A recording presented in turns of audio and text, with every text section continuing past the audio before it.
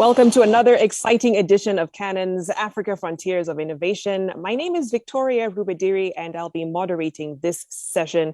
Well, this is a thought leadership talk series that's been spearheaded by Canon.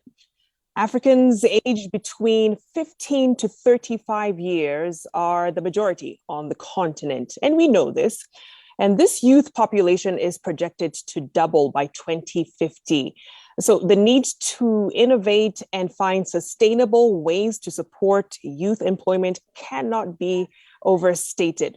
Well, Africa has a huge opportunity to capitalize on its youth, and what it does today in building necessary skills among the youth will propel it into the fourth industrial revolution and shape its own destiny. And that's what we're talking about today in this discussion that really comes off the back of World Youth Skills Day. This year's theme is transforming youth skills for the future. And that's essentially what will guide this session. If you have any questions, by the way, you can place them in the comment section of the Canon EMEA LinkedIn page or Canon CNA Facebook page, and we'll be sure to get them to our panelists who I'm about to introduce.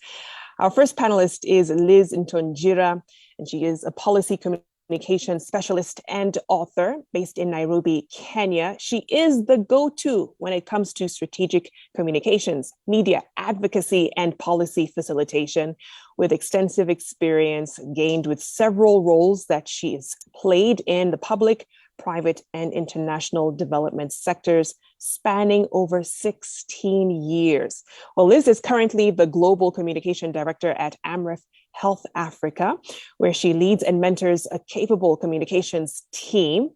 Now, in August of 2020, that's right, during the pandemic year, Lizz self-published and released her first book about youth and leadership titled #YouthCan. It is an anthology of powerful, inspiring, and challenging stories from youth, breaking barriers across 22 African countries. Well, she also runs the Lizz Ntonjira Network, a platform that provides innovative, engaging, interactive, and tailored training and coaching for the youth. And she'll be telling us more about that initiative. We also have Dr. Babangida Ruma, and he is the founder of Digital Skills Bank and a global youth advocate. He is a visionary youth leader who has a passion for digital innovation and technology. He has worked with leaders around the world to empower young people and promote peace and harmony, and was appointed as global ambassador for the Commonwealth Youth Council. Dr. Ruma is also the only Nigerian nominated for an Africa Youth Award for his contribution to human capital development. Thank you both for joining me. Let's get into the discussion. And I think I really want to paint a picture of where we are now. And that's really off of the back of a global crisis, a public health crisis, which I'm talking about, the COVID-19 pandemic, and how much of an impact that was on the youth. When you think about job loss, that was across the board for everyone, but youth seemed to be disproportionately affected by this when it came to different sectors. Many of them found themselves in temporary or fixed term contracts, and oftentimes those were the first people to go during job cuts. And you couple that with the existing crisis on the African continent, which is youth unemployment. And so when you look at that state of affairs for the youth, what do you say about pulling them out of that? And I just want to kind of get your initial reactions to the pandemic with the current state of affairs of youth on the continent. So Lizz, let me begin with you, and then we'll come to you, Dr. Ruma. Absolutely. Thank you so much, Vicky, for having me here. And nice to meet you and have this conversation and discussion, Dr. Ruma. Without a doubt, the pandemic really did affect young people across the continent. And let's not forget that we're not just talking about the fixed term contracts, we're talking also about the small businesses. We know young people in Africa are very creative. They're a powerhouse in terms of the jobs that are maybe not even registered in the local authorities in terms of the creative industry. We saw with a lot of countries imposing curfews.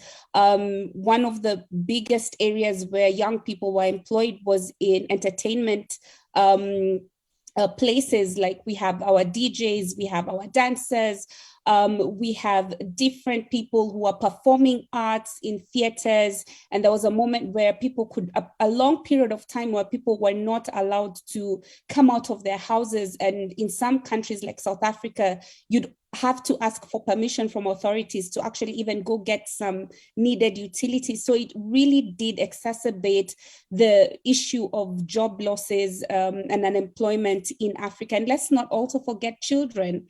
The fact that children were not going to school, we saw the digital divide that actually exists. I know a lot of us talk about the internet penetration. More people have access to smartphones. More people use their mobile phones for different activities. But let's not forget, a lot of children were not able to go to school. On the health frontier, young people were affected in terms of, we had an increase in teenage pregnancies, as witnessed in Kenya, Uganda, parts of Tanzania, and even Ethiopia. We saw a lot of conflict. We saw also a lot of issues to do with mental health being affected. We did see during that pandemic period a lot of people that we know, and you know, one of the things that a lot of people don't talk about is high performing depression, where we had some celebrities actually commit suicide. So mental health also came to the fore. So this was among the many issues that affected young people. It's quite unfortunate that different African governments took a long time to react to this, or to cushion members of the public or their citizens against this, especially the most vulnerable, women, children, and the youth. But I have to take cognizance and acknowledge that some governments did come in to play a role in terms of tax cuts, in terms of subsidies that they imposed. But I think for me, the biggest and best example is Rwanda. Rwanda have this development fund called the Aguchiro. The Aguchiro fund really came in handy during the pandemic. And if you recall, it was founded during the time in the 1990s when, you know, the donor landscape was changing and no more donor funding was coming, or it was coming with conditions. And one of the things that the President Paul Kagame did is say, you know what, we need Rwandans to stand up for Rwandans. How can we also fundraise for our own people and not rely on donor aid? And the Aguchiro Fund does this. And during that period, we saw the essence of having some funding set aside by government to cushion vulnerable people. This is the fund that was used to get food and utilities to the most vulnerable in the rural areas.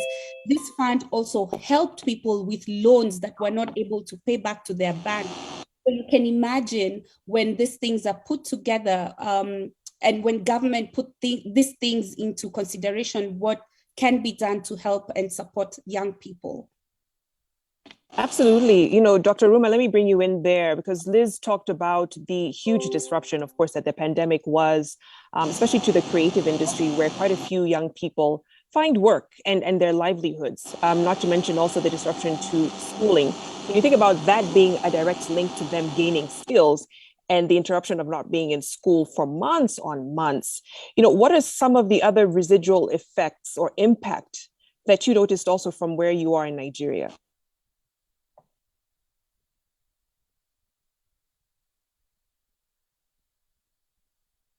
Actually, every problem comes with opportunity. So I think the COVID-19 pandemic came up with a lot of opportunities, especially for as an awakening call for the young people to know that more things are coming. We all know that through research and technology, that we know that the future of technology, it will take away a lot of people from their jobs. So which means the COVID-19 pandemic is just like a flash of for young people to see that that is really, really coming.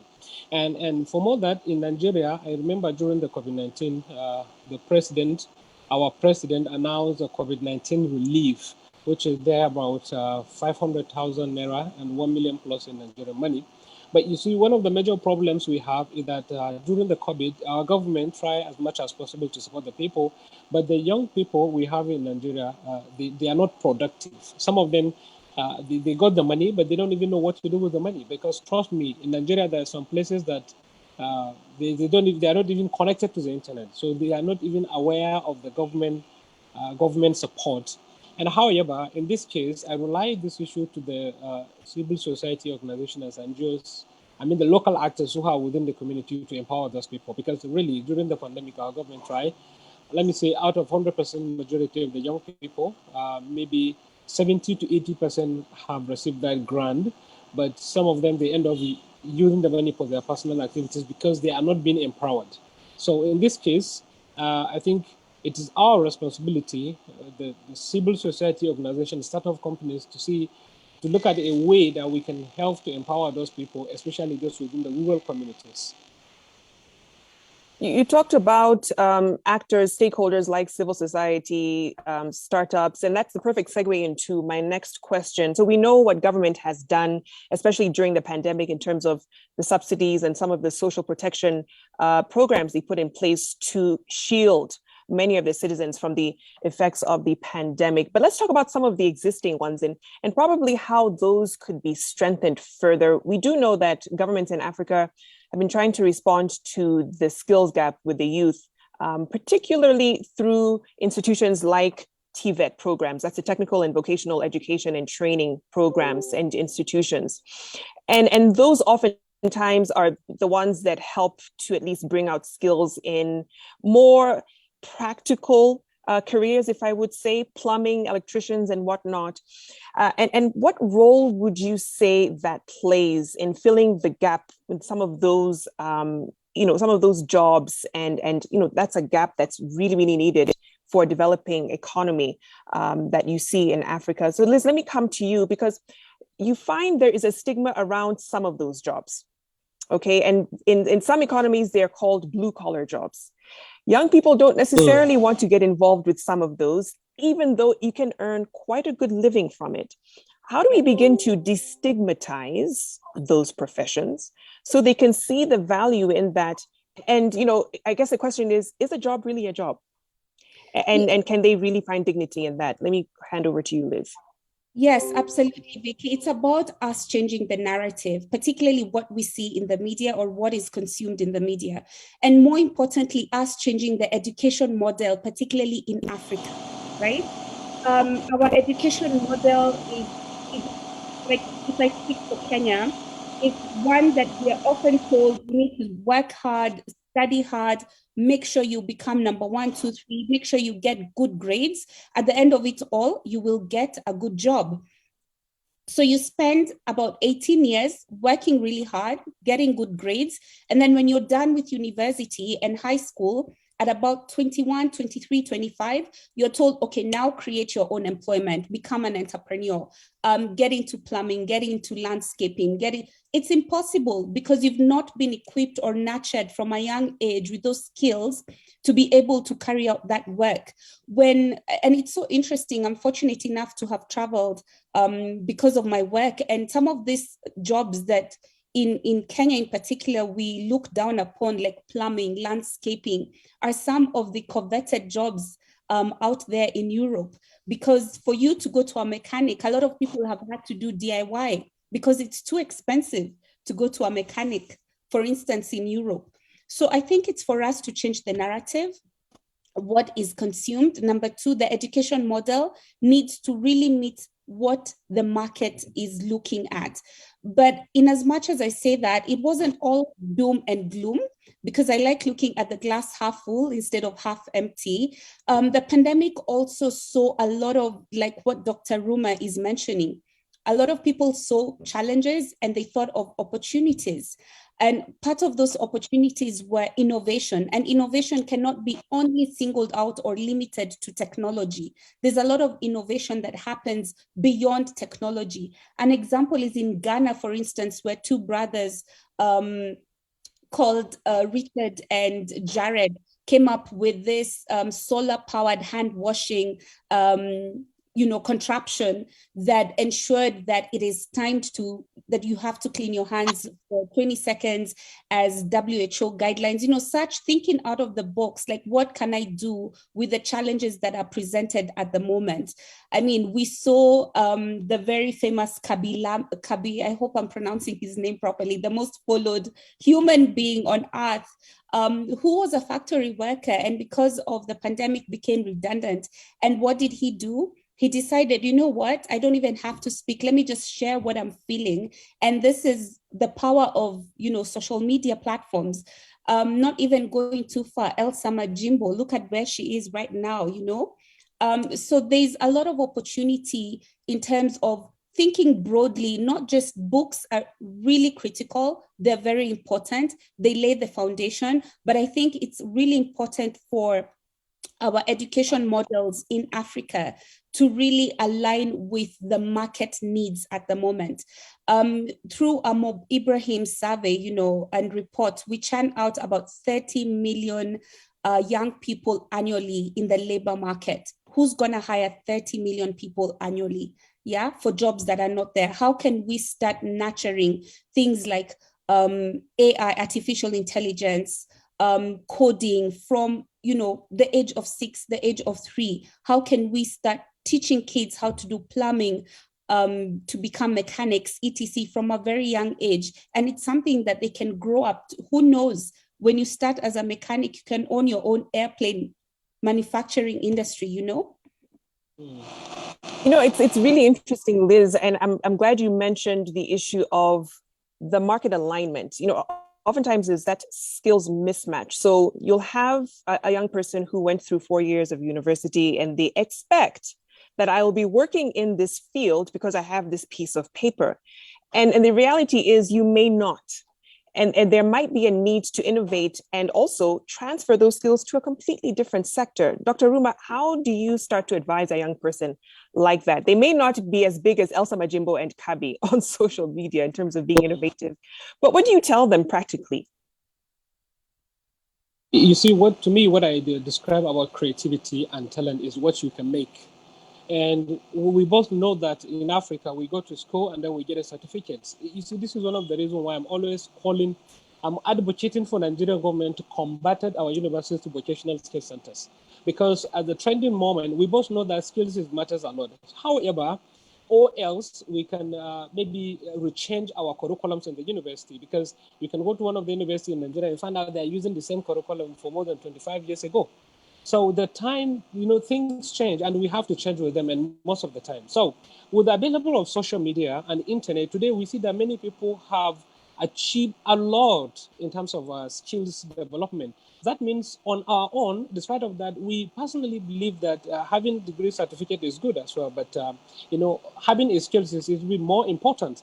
That means while you are in school, you can even still pursue to learn about skills, like what Liz says about the plumbing, all this kind of thing is something that will make you money. So you can have your own degree, and then you can learn more skills from people, even online. I mentioned made of that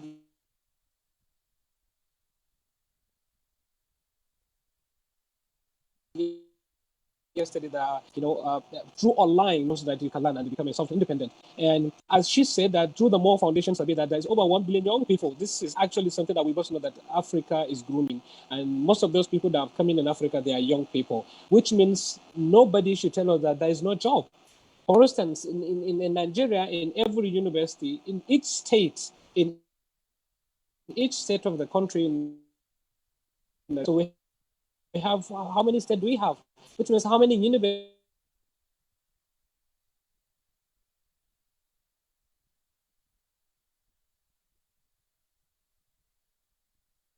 Okay, we seem to have lost Dr. Ruma briefly, but Liz, let me bring you in here on a question that you kind of hear from every young person, not just in Africa, but across the globe when it comes to experience. You're coming for an entry-level position and you're told, yeah, you can get the job, but you need experience. And they're thinking, where do I actually start and begin to get this experience? How do they begin to put themselves in situations where they get that exposure before the employment comes into play?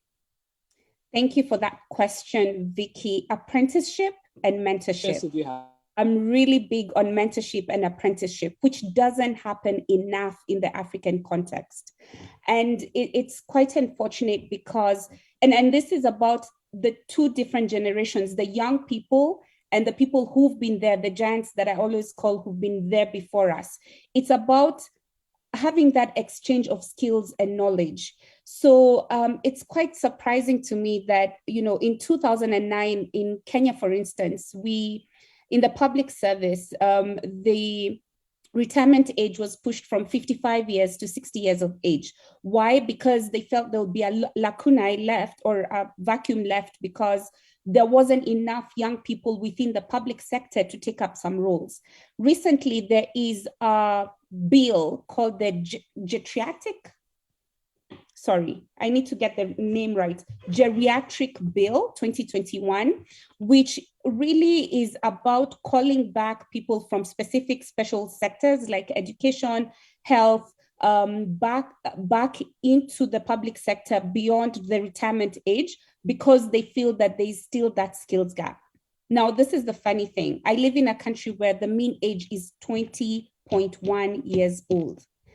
Everybody, the largest number, the public sector that, employs a lot of people, we have people who are over 50 years old. So how can we have mentorships, apprenticeships? How can we ensure every civil service, every public sector unit has a number of young people that are linked from the public universities to really learn how do we make government more appealing to people? I have worked in a state corporation, and it is nothing like the narrative that is out there, that it is people who don't do their jobs, who come to work at 10 a.m., leave at 3 p.m. It is nothing like that.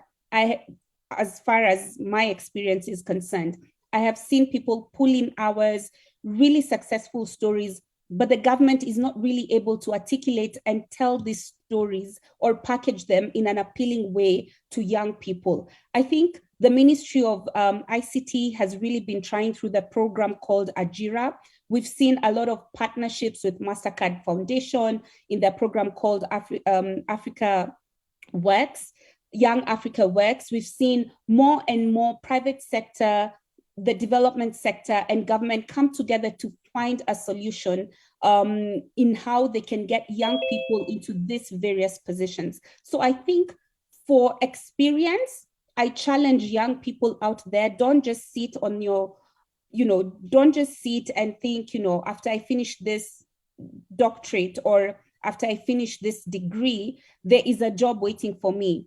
I'll use myself as an example. I started working since I was 17 years old. When I started, when I was doing my law graduate studies, from first year, I started working, and it meant pulling in the hours. You have to study. So by the time you are actually done, when you take up these roles, by the time you're done with your fourth year, you have 3 years of experience, So it's also how to circumvent and come up with clever ways of gaining that experience. When you're on holiday, how can you contribute? How can you volunteer? Volunteer is another thing that a lot of young people don't like to do, but you have to do it to counter the whole issue of experience. That, for me, is my perspective.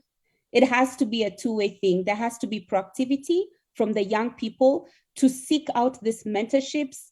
It is the role of the public, private, and development sectors to give these apprenticeships and mentorships. And it's also the role of everybody who's concerned to ensure that there's an enabling environment to support that, particularly governments. No, certainly. And as we wait for Dr. Ruma to reconnect with us, I just have a follow-up question to that. So fantastic suggestions there from you, Liz, in terms of the kinds of experience that young people can get pre-employment. But I wonder, the obsession that not just young people, but any working person has to work for a big brand because it looks fantastic on your CV. How else can you encourage them to look at other opportunities with other companies that can give them the same experience that can look fantastic on their resumes? What would you advise them on that? I would just say #selfmade. Look at Omanyala, for instance, right? If we invest even in the arts and culture, right, and sports, I mean, sports has really huge untapped potential. Again, I go back to Rwanda because it's such a model country in terms of the utilities, in terms of the investments that have been put in to support young people. One of the biggest characteristics, or you will notice there are lots of young, tall people in Rwanda. What did President do? Set up one of the best, centers, basketball centers within the country, right? And you can see it's bearing fruit. We have seen investors coming in. We have seen people from the NBA come scout talent from there. I mean, in Kenya, for instance, what can we borrow? We are very good at running, right? Just the other day, who would have thought we're very good at tennis? So there's a lot of untapped potential within the sports sector that really needs to be leveraged. And this goes beyond just, school. And these people like Omanyala, he's a self-made brand, right? So we need to move away from these big brands, because when we look at, let me use an example of Google, Microsoft, Apple, they were all founded by a person. It's not a group of people, of 20 people who came together and decided, let's form this. Yeah, it was an idea that was born by one person that has had multiplier effects. It's like a snowball, right? That has gone giving and giving and become bigger and better and evolving. How can we do that? How can we adapt and appreciate and acknowledge that by also acknowledging that we are always in a constant state of becoming, right? I always encourage young people to, yes, you have your PhD, you have your degree, you have your 2 master's degree, but how do you continue building skills that resonate with what the market wants? And my encouragement is look at the trending, the future of work. Honestly, there's some roles that were back in the day that are obsolete right now. How can you sit down with your mentors and think of your trajectory, think of your journey? What are some of the things that our market needs? Yeah, we need for cybersecurity people, Internet of Things. We need more sportsmen and sportswomen out there in the diverse different pools of sporting activities. In arts and culture, I'll give you an example again from Rwanda, because I was just there just last week. There's this beautiful art center called Ineme Art Center and Choose Kigali. This is a group of 5 brothers who came together, and because they've had this passion for art, they just invested and continued. And it's all about resilience and consistency. Right now, I was looking at one painting at $38,000, and I was like, my goodness, when you put in the work, at the end, it will pay up, it will pay off. No, certainly, Liz. I mean, and those are fantastic insights. I feel young people certainly will benefit from. I can see a comment here from Stephen Gishohi. He says it's vital to link skills development and the specific country, region, high potential economic growth sectors to avert a skills mismatch. This would ensure that the workforce we build is absorbed in the market, certainly. And let's talk more about the creative industry and how a company, for instance, like Canon comes into play. We talked about Kabi, we talked about Elsa Majimbo. These are people who are content creators and would rely heavily on the technology and devices that Canon produces and getting their faces and work out there. But, what other avenues can young people start to leverage on when it comes to that content creation space? Because it's huge, and they see how much in terms of endorsements and partnerships that these young people are getting into as a result of them, like you're saying, building the self-made brands. That's a very good question, Vicky. I think the biggest challenge sometimes with us young people is the, comparison. Comparison is a thief of all joy. I assume that if I get into content creation today, I'm going to become bigger and blow up like Elsa or blow up like Kabe. I think we need to appreciate your target audience. And some of them just happened organically, right? But it doesn't have to be just content creation and dependent on the internet. There's also, last year, I got the opportunity to be a jury member of the Africa Young Innovators Health Awards. And this was an award for different young people across the continent that were submitting ideas on the work that they've been doing that doesn't even have to be tech related, but is solving topical health issues within their countries. There were 3 winners. There was one from Kenya. One was from Cameroon, one from Kenya, the other one was from Nigeria. And the one from Nigeria, he was working on something to do with metaverse and AI and, using artificial intelligence to adapt medical records, because we all know how difficult it is sometimes in the rural setting to get medical records. And for that third prize, he got $15,000 to scale up. The top winner from Cameroon, Tokonu, he came up with the idea of contraption that can be used to access breast diagnosis, breast cancer, and it was breast cancer diagnosis in rural areas because they were not getting the cancer treatments or testing or diagnosis. And he got $40,000 to scale up his business, right? So there are opportunities there. You need to look at what problem are you solving? Yeah, and it doesn't have to be just limited to tech. Absolutely. But you're talking about the future of work, and I really want to bring in Dr. Ruma in here because this is an area that he's very passionate about. That's digital skills. And I came across a IFC report that said 230 million jobs in Africa will require some level of digital skills. So if you're not playing in the tech space now or in the years to come, you will be severely left out of any economic growth. Dr. Ruma, how do you begin to close that gap? And I know you've been really involved in that. Yeah, no, you see, I have been saying that many times that we both know that the technology is like a revolution, and the revolution is coming to Africa, particularly now. And many people understand that. But our major issue or our major problem there is people from the unserved communities.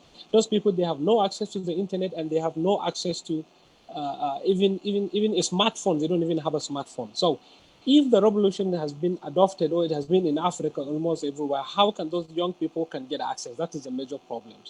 So in this case, I'm always saying that it's a collective responsibility for all of us to see that how we can chip those young people in. It is not government responsibility alone because the government is busy with a lot of things, which means we, as a people who sees the picture about the technology, who have passion for the technology, then we have to get involved by providing a free training to those young people, getting access to them on the South communities. And maybe we by partnership with the NGO, local NGOs in the community, providing a free digital skills training for them. You see, one of the biggest companies I've seen in the world trying to do that is the Gogo. Gogo provided a free digital skills for Africans, which I'm part of the people that implemented the programs, especially in Nigeria. What we did was we provided a free training to those on the South communities, to the rural communities, to have at least even a knowledge of digital skills, you see. That will help them in future when this digitalization issue we're talking about will come to them, which means we need to keep motivating those young people in the rural communities to know that something big is coming and it's just like a moving train and everybody needs to be part of that train. Then they need to support themselves by coming out into the programs. And because one of the major challenges we are facing in Africa is if you are providing a program, those of us who have an NGO may know what I'm talking about. You can have an NGO providing a free services, nobody will come. That is absolutely discouraging, you know that. Huh? But with time, if you have passion for those people, with just a time that you need to keep motivating them to know that the reality is that thing you are advocating for, the digital skills, is like a moving train. And if you left behind, you have left behind already. So I think it's a responsibility for even the government, maybe for an advocacy and maybe to have a small resources for people to go into that local communities and even in the cities to advocate for the digital technologies.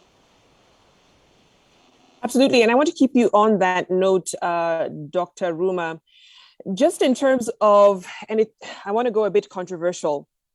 Okay. When you're talking about digital skills, when you're talking about the future being a gig economy, skills is going to be the route that many young people are kind of put on.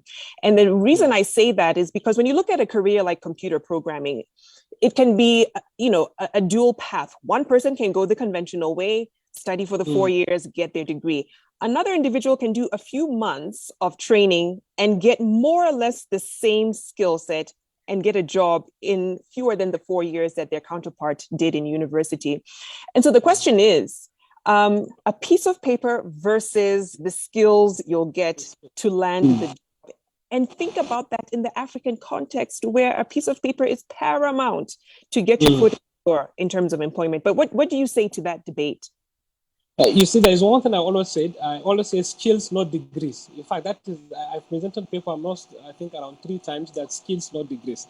But one of the questions that all of the participants ask me is that, but you have 3 degrees. So how can you say skills, not degrees, actually? But you see, it's just, I use the word skills, not degrees, just as a direct fact for people to understand that something big is, we're talking about something big here. Because I'm just like creating a debate. And on that more, I want you to know that we both know, everybody knows that in today's world, skills matters a lot more than degrees. We both know, we agree on that. But a lot of people, even me myself, recently I understand that certificate you have for the degree is like a one-step ladder for your success in life. Because if you really want to work for the company, for anyone, you need to have that qualification. That will help a lot. But that qualification alone will not help you in the present economy in Africa today. Because we both know that skills is what even matter the most in every society. That's why in Nigeria, I'm always calling for the government to combat it, our university, as I said earlier, to the vocational skill centers. Even if they didn't do that, fine. But I want them to introduce to edit their curriculum to implement the skills programs in the final year students, so that they will go with both 2 certificates. They go with 3 certificates, actually, the skills itself, the skill certificate, and even the degree. So in today Africa, we know that having the certificate is not enough. You need that skills. So the skills and the certificate, they are both important. And you have to work to get the both of them. Liz, I wonder, which school of thought are you on when it comes to that debate?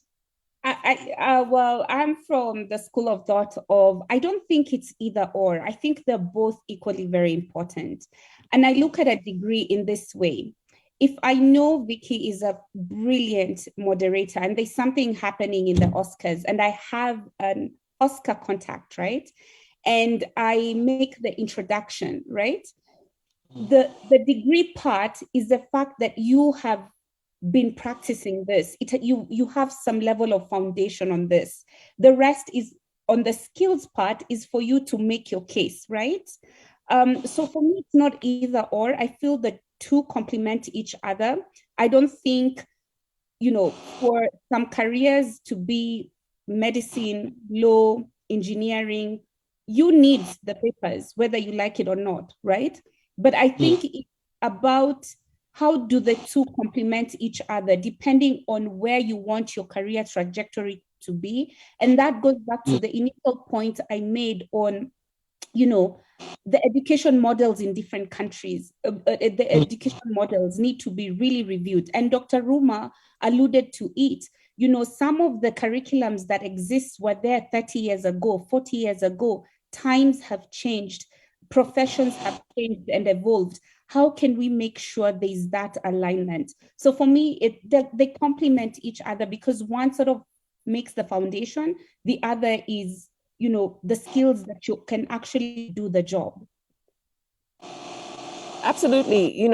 We've talked about different players that would help in creating this enabling environment for young people to gain the skills, to be employed, and, at the end of the day, to be successful. There's an interesting comment here from Elizabeth.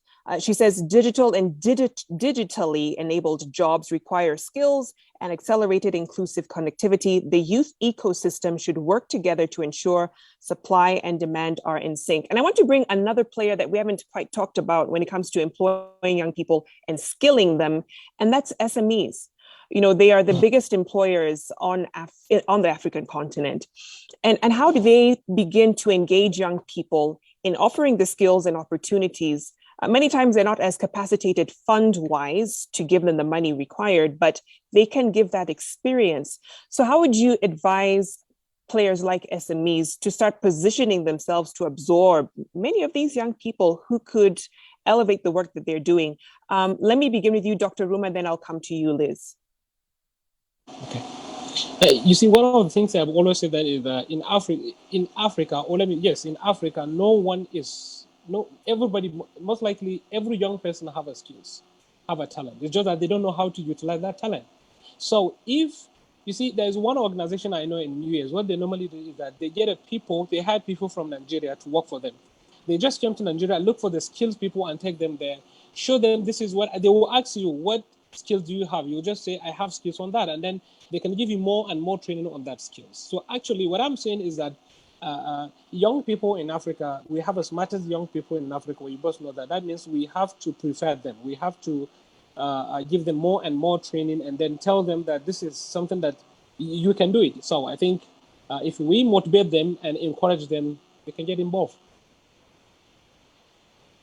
Certainly, Liz, what's your take on that, just in how SMEs can engage? Absolutely. One of the key components of SMEs and the entrepreneurial ecosystem is networking. I'm really glad you asked this question because it really forms part of the reason I formed the Lizz Ntonjira Network and also what inspired my book, because there's not enough networking opportunities or mentorship or even teaching that happens. So one of the things we do at the network is, because it's a coaching, training, and mentorship platform, we actually link different young people from various industries with industry thought leaders in that industry.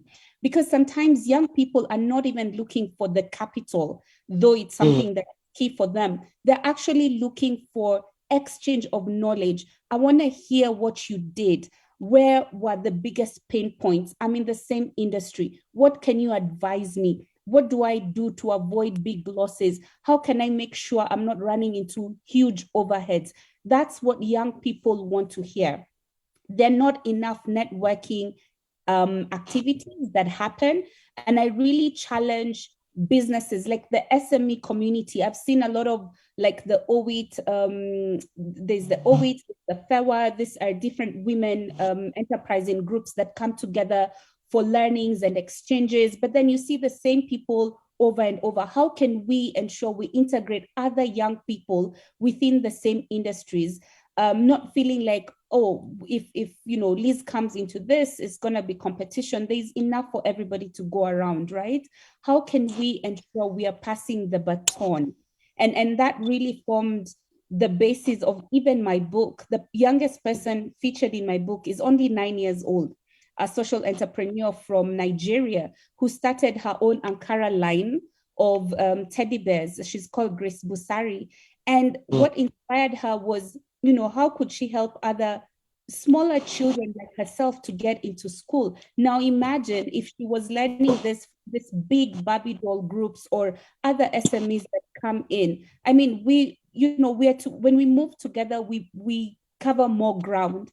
I think networking in the SME ecosystem is really a key component that a lot of young people need to leverage on and take advantage of, and not attend events or these networking opportunities with, oh, I attended, but have a goal. Why am I going there? Am I going to meet somebody? Am I going to learn a key skill? Am I going to get a contact for my next business opportunity?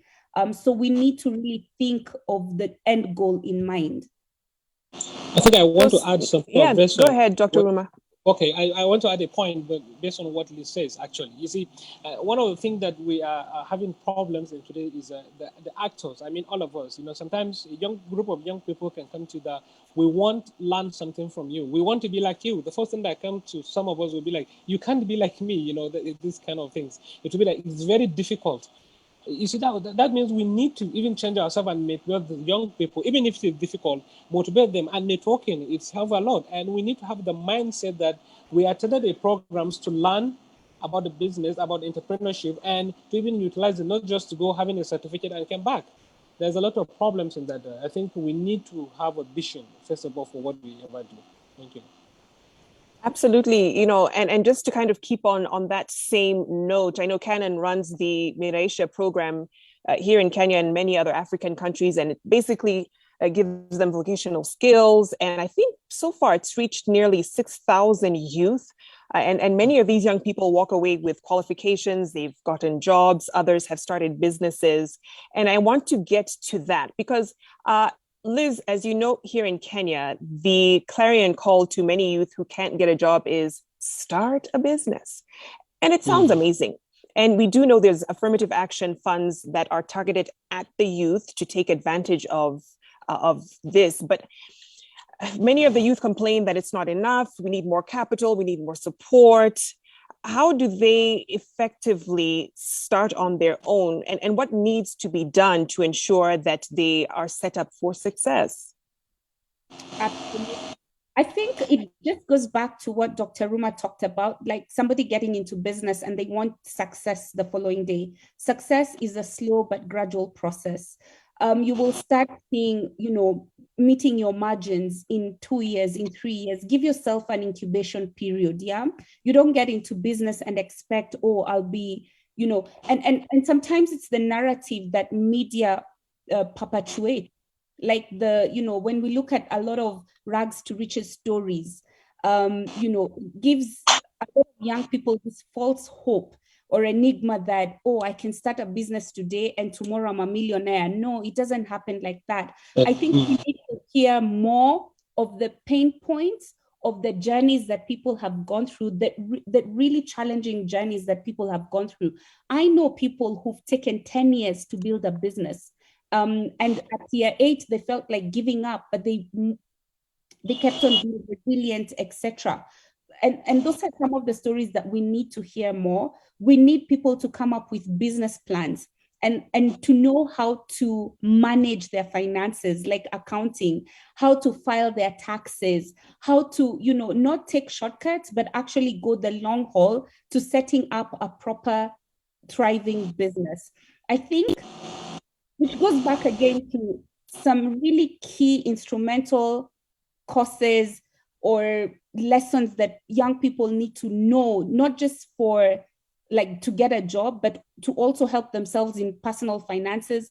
Things like accounting and how to manage your finances are things that need to be in the curriculum from a very young, things like how to do a business plan need to be there. I mean, we read every other day that you cannot be in the current state of cost of living and inflation, you can't just have one source of income, So this, how to come up with a business plan, the basic skills of entrepreneurship need to be really taken as a life skill and not just something to make money out of. I think that's what I would say.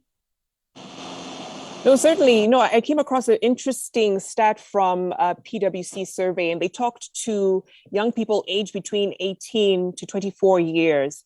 And they found among a majority of that group believed there were no traditional employment opportunities in the future. And instead, they wanted to promote their own personal brands and sell skills on a short-term basis to people who needed it. Basically setting us up for that gig economy that we've been talking about a bit earlier in the conversation. Dr. Ruma, I know you run a digital skills clinic in Nigeria. And tell us more about what that does and how young people have benefited from that initiative. Okay. I think I want to take us back to the point that you said. Some of the young people said that the capital is not okay for them. You see, one of the things I've always said that is, if you want to start a business, huge amount of money is not the problem, but you need a common sense. You don't need a huge capital to start business. All you need is a common sense, actually. Because that common sense is what I tell you that it's not about the money, it's about understanding the practical aspect of the business, right? And coming back to your last question is that, you see, I am seeing that there is a major problems in terms of young people to get a job in the country because there's a connection gap between the job seekers and even the job providers. And most of the people in unserved and underserved community, when I say that, I'm talking about the rural communities, they are graduate, but they don't even know how to apply for the job. And some of them, they don't even know how to do interviews. Some of them, they don't even have a good CV, there's a lot of problems in that aspect. That's why we are running Digital Skills Bank to serve as a database for the millions of undergraduates in the country, whereby an employer who is looking for a candidate can register with us and share their jobs opportunity. And as well as for the candidate who are looking for the jobs, they can register with us and share their CV, their information. And likewise, we have a skills market. That skills market is the first of its kind skills market in the country that created a jobs opportunity for artisans. As I said, that some of the artisans in Nigeria, that they are artisans naturally, because I've said that earlier, that the young people have a skills. None of them have ever been go to school, but they are artisans. So what will they do? Because some of the organizations and companies, they will say, we are not hiring any individual who doesn't have a certificate. So that's why under the Skill Bank, we have a skills clinic as an online certification programs. We are running it as a dual mode system, whereby if you are very far from our location, you can do it online, get a certificate, and come back into the skills bank and then register with us. That helps a lot to bridge the gap between the job seekers and job providers. And moreover, is that there's a lot of NGOs who are looking for funding opportunities to execute a project in their communities. As well as there's a lot of young people who are looking for scholarships, who are looking for fellowships, who are looking for mentors, but they don't have a platform where to look for those people. So we also run opportunities as a digital opportunities platform, whereby we created a community that connected those young people into those opportunities. And we created an avenue, a live chat platform, whereby you can contact us if you are applying and then you have a problems. So I think we need more and more this kind of platform in Nigeria and as well as in the Africa, because there's millions of opportunity out there, and there's millions of young people who are looking for the opportunity, but they don't know where to get them. So if we can have more and more platforms like mine, I think in the next 10 to 5 or 25 years, everybody in Africa will have a job, or they are busy engaging themselves in somewhere. I love that optimistic note that you finished your last point on, Dr. Ruma, but let's keep that, because I really want you to kind of condense a message of hope, almost a take home that a young person watching this would actually want to hear and walk away with to push them forward. Dr. Ruma, what would you tell them? Liz, what would you tell them? Let me start with you, Dr. Ruma, and Liz will wrap up with you. I think you need to rewind back, please. Sorry, I didn't hear the last statement. So your parting shot, a word of encouragement. A word of encouragement to a young person that they can take away from this conversation. If you can literally condense everything you've said in the conversation to a few thoughts that they can walk away with. Okay, to anyone, I think the young people watching us know that there's an opportunity there, and the opportunity is waiting for you. And I want you to know that nobody can change you, you can only change yourself, but that means there's a lot of responsibility on yourself. Think about it. Ask yourself, why God created you in this community? Then that means the community need you. You see, the young people in Africa have a skills, have a talent. All it takes is to utilize that talent and skills, and bring even more people to that. So I want everybody watching this, the young people in Africa, to know that there is still hope. And when I say hope, I mean it, because we know there is a hope in the future. So I want you to go out there and do what it takes for you to succeed.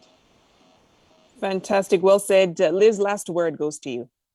Yes, I couldn't agree more with Dr. Ruma, and I would just say, do not be afraid to fail. It's never failure, it's a learning lesson. And the next time you try something, you're trying it from a point of experience. Just going back to what Vicky was mentioning. And, look at the glass half full as opposed to half empty. Be optimistic, be resilient.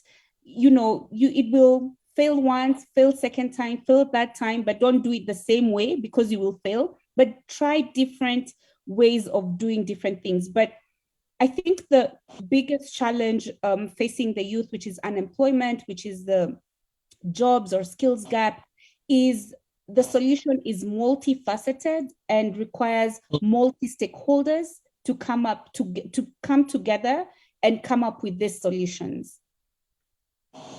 Wonderful. Thank you so much, Dr. Ruma. Liz, for your insights. And, I can see quite a few reactions online as well from those following the conversation. Thank you. Keep those comments coming. It's great to be back after a short break on Africa Frontiers of Innovation. We will be having these engagements once every month, so keep your eyes peeled and engaged on the Canon EMEA LinkedIn page and the Canon CNA Facebook page for more details and alerts on the next conversation and exciting topic that we'll be having coming up. I'm Victoria Rubediri, and it's an absolute pleasure and honor being your moderator for today. See you on the next Africa Frontiers of Innovation conversation. Bye for now.